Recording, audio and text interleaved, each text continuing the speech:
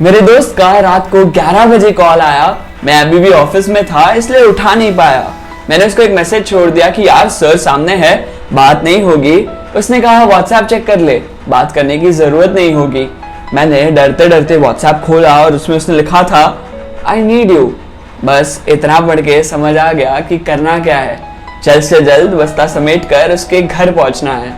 उसके घर पहुंचने में थोड़ा सा वक्त जाया हो गया। इतनी देर में बात बिगड़ी ना हो ऐसा मेरे दिल ने ऊपर वाले को जताया।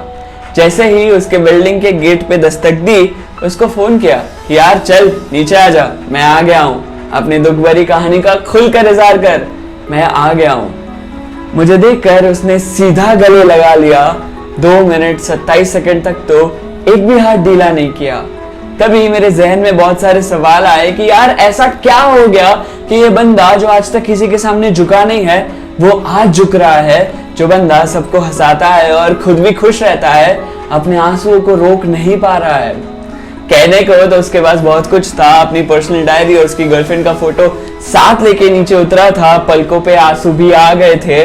कहानी का सार तो समझ में आ रहा था, पर मैंने धीरे धीरे उसकी पीठ पे हाथ थपथपाया और उसको पूछा क्या हो गया। मेरे कंधे पे गिरते गिरते रोते रोते कहता है सब खत्म हो गया। तो इसीलिए मैं राहुल को अपने घर लेके आया।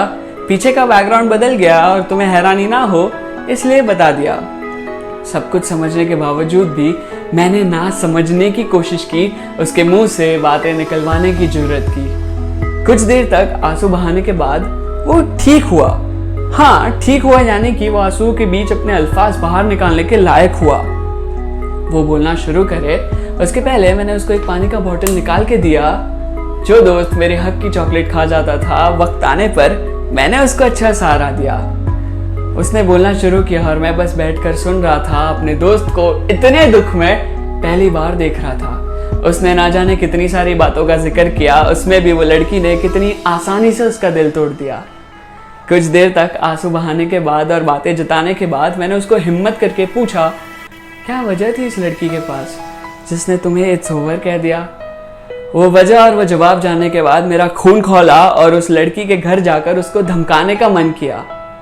सिर्फ राहुल की आर्थिक स्थिति ठीक नहीं थी और तुम्हारे घर पे सब कुछ पता चल गया इसलिए तुमने साथ छोड़ दिया। तुम्हें 4 सालों से पता था कि राहुल के घर पे पैसों की तकलीफ है, उसका धर्म अलग है, उसकी जाति अलग है, उसके घर पे रीति रिवाज अलग है, पर तभी तो बड़े शान से कहा था कि हम साथ में लड़ लेंगे, कुछ भी हो जाए एक दूसरे का साथ नहीं छोड़ेंगे। तो मतलब राहुल तो बेवकूफ था जो उसने ये सब कुछ सच मान लिया। थोड़े से दबाव में आकर तुमने तो अपना रास्ता बदल लिया।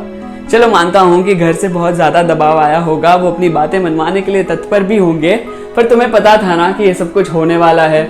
अपने प्यार के लिए लड़ लेना है और अगर तुम अपने प्यार के लिए अपने परिवार को समझाना है, झगड़ना है, उनसे लड़ना नहीं चाहती थी तो पहले ही कह देती। राहुल की जिंदगी तबाह हो उसके पहले ही निकल जाती, क्योंकि वो 4 सालों में तुमने राहुल की जिंदगी में इतना प्यार भर दिया। वो तो शादी के सपने देख रहा था, तुमने नियतें दिए बिना धोखा दे दिया।